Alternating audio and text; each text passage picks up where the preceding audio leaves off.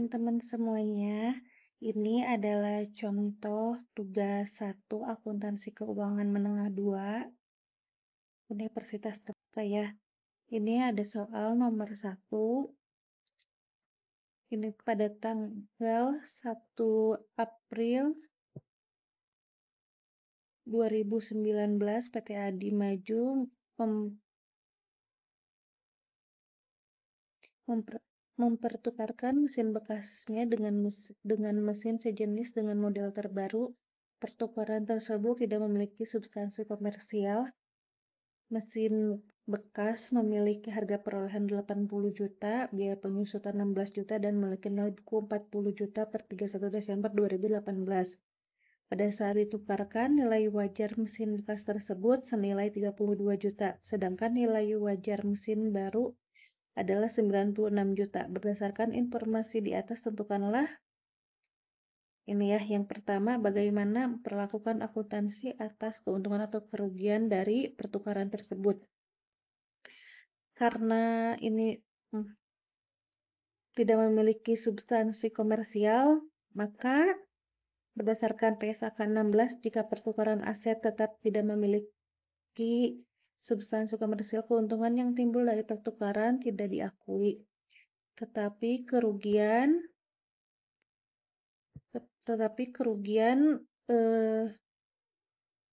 harus diakui. Jadi dalam kasus ini terdapat kerugian karena nilai buku mesin bekas lebih tinggi daripada nilai wajar pertukaran. Jadi yang pertama ini ada nilai buku mesin bekasnya itu adalah 40 juta. Kemudian nilai wajar mesinnya 32 juta.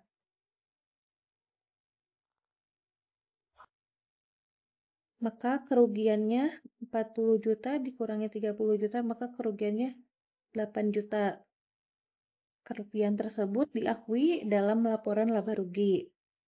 Lalu untuk yang B-nya, semua ayat jurnal yang dibutuhkan per tanggal 1 April.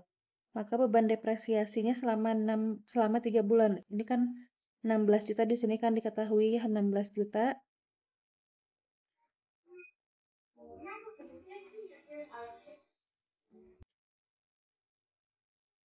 Dikali 3 bagi 12.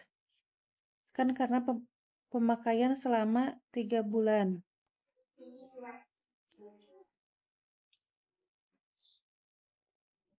Yaitu senilai 4 juta.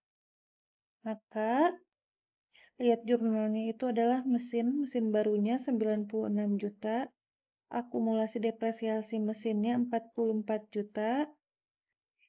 44 juta itu nanti ini ya ada perhitungan di bawah, rugi pertukaran asetnya 4 juta, masuk disik kredit mesin lamanya senilai 80 juta, kasnya 64 juta. Karena di dalam soal tidak tertulis kas hire mesin, maka menghitungnya adalah nilai wajar mesin lama dikurangi 32 juta. 32 juta itu dari ini nilai bekas. Jadi ini yang harus dibayar. Kemudian untuk menghitung akumulasi depresiasi, lama adalah harga perolehan dikurangi harga nilai buku. Harga perolehannya 80 juta dan harga bukunya 40 juta, maka 40 juta. Lalu ditambah beban depresiasi yang harus diakui senilai 4 juta, maka akumulasi depresiasinya 44 juta ya.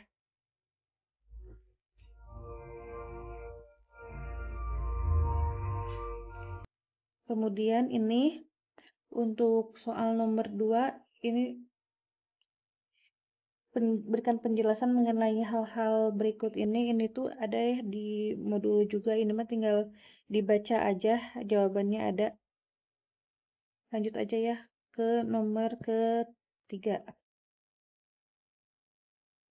Ini juga nomor ketiga. Ini untuk nomor 3. Pada tanggal 1 Januari 2019, PT Adi Maju memberi obligasi dengan nilai par $160. Langsung $60.000 dan bunga kupon 6% seharga $168.000. Bunga efektif 5%. Tujuan investasi tersebut bukan untuk diperjualbelikan. Bunga kupon dibayarkan tiap tanggal 1 Juli dan 1 Januari. Adapun jatuh tempo obligasi tersebut pada tanggal 1 Januari 2024. Buatlah ayat jurnal untuk mencatat perolehan investasi dalam obligasi tanggal 1 Januari. Maka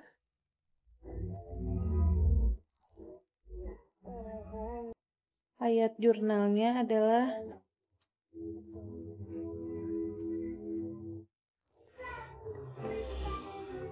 ini ya, 168 juta sesuai yang dikeluarkan ya, yang ini yang dikeluarkan.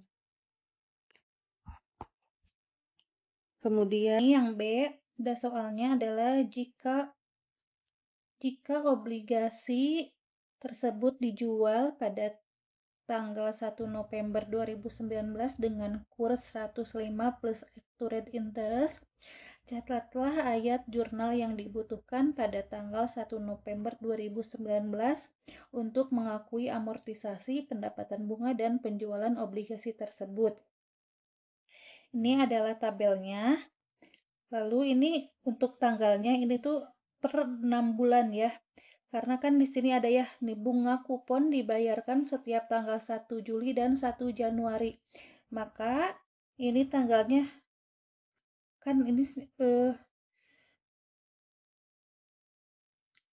tempo dan jatuh tempo tersebut pada tanggal 1 Januari 2024 dan dimulainya itu ini ya 1 Januari 2019. Maka yang paling atas itu adalah 1 Januari 2019. Kemudian ini ke bawahnya hitung aja sampai tahun 2024 per 6 bulan. Jadi kan ini dibayarkannya tanggal 1 Juli dan 1 Januari gitu ya. Kemudian ini 168.000 dari ini, dari yang ini. Kemudian ini 4.800 dari 160.000 dikali 6% dikali 6 per 12. Nah, 160.000 dari mana? Dari ini. Ya, kemudian 6%-nya ini suku bunga kuponnya 6%. Kali 6 per 12, karena dibayarkannya per 6 bulan ya, jadi kali 6 per 12 hasilnya 4.800.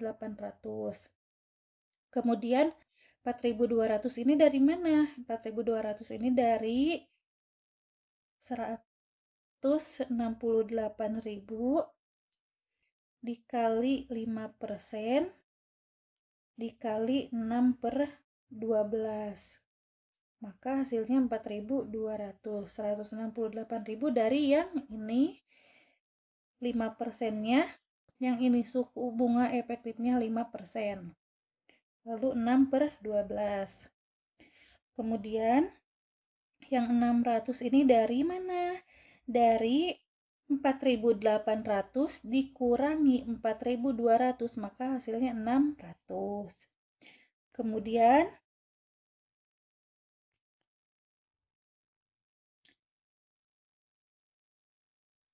ini 168 ini dikurangi 600, maka hasilnya 167.400. Begitu seterusnya ke bawah. Kalau misalkan kas yang diterima ini nominalnya sama ya dari atas sampai bawah. Terus yang pendapatan bunganya kayak tadi lagi.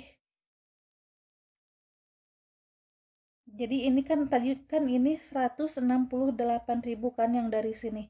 Berarti yang 4 ini itu dari 167. Jadi yang ini tuh 167.400 dikali 5% kali 6 per 12. Gitu. Terus ini dari 4.800 dikurangi 4.185, maka hasilnya 615. Kemudian ini yang atasnya 167.400 dikurangi 615, maka hasilnya 166.785. Begitu seterusnya sampai ke bawah. Setelah selesai sampai bawah, Lalu ini dijumlahkan semuanya, ini dari atas ini jumlahkan, lalu ini juga dijumlahkan, dan ini juga dijumlahkan. Udah seperti itu. Kemudian untuk jurnalnya pada tanggal 1 November, sekuritas yang dimiliki sampai jatuh tempo adalah 4208. Jadi ini pada tanggal penjelasannya itu pada tanggal 1 November PTRI menerima pembayaran bunga dari obligasi. Bunga kupon yang diterima sebesar 6% dari nilai nominal obligasi ya atau ini. Karena perusahaan membeli obligasi di atas nilai par, perusahaan perlu mengamortisasi sebagian dari premi yang telah dibayar dengan metode bunga efektif. Premi sebesar 592 ini diakui sebagai pengurang atas pendapatan bunga yang diterima, sehingga 4.800 yang diterima, pendapatan bunga yang dicatat setelah amortisasi premi adalah 4208. 4208 itu yaitu 4.800 dikurangi 592. Untuk jurnal untuk mencatat pendapatan bunganya yaitu piutang bunga di debit ya 3.200, lalu di kreditnya amortisasi premi dan pendapatan bunga senilai 405 dan 2.795. Karena penjelasannya itu karena obligasi dijual sebelum tanggal pembayaran bunga berikutnya, perusahaan perlu mencatat bunga yang masih harus diterima piutang bunganya sampai tanggal penjualan. Di sini bunga yang masih harus diterima sampai 1 November 2019 adalah 3.200. Berdasarkan metode suku bunga efektif, sebagian dari premi yang tersisa juga harus diamortisasi sebesar 405, sehingga pendapatan bunga bersih yang dicatat adalah 2.795. Lalu untuk jurnal untuk mencatat penjualan obligasi, di debitnya itu kas senilai 171.200, lalu pendapatan bunga di kredit sekuritas yang dimiliki sampai jatuh tempo dan keuntungan atas penjualan obligasi. Penjelasannya, karena ketika perusahaan menjual obligasi, harga jualnya dihitung berdasarkan kurs 105 dan nilai nominal 160.000, yaitu 168 ditambah bunga yang masih harus diterima sebesar 3.200, sehingga total kas yang diterima adalah 171.200. Ini ya, 168 ditambah 3.200.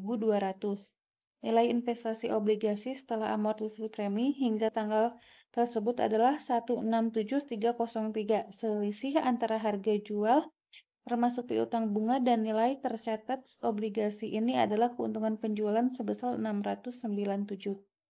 Ini untuk tugas 1 akuntansi keuangan menengah 2 ya. Semoga membantu dan bermanfaat untuk teman-teman semua. Jangan lupa dukung terus channel aku dan jangan lupa like, komen, dan subscribe. Terima kasih.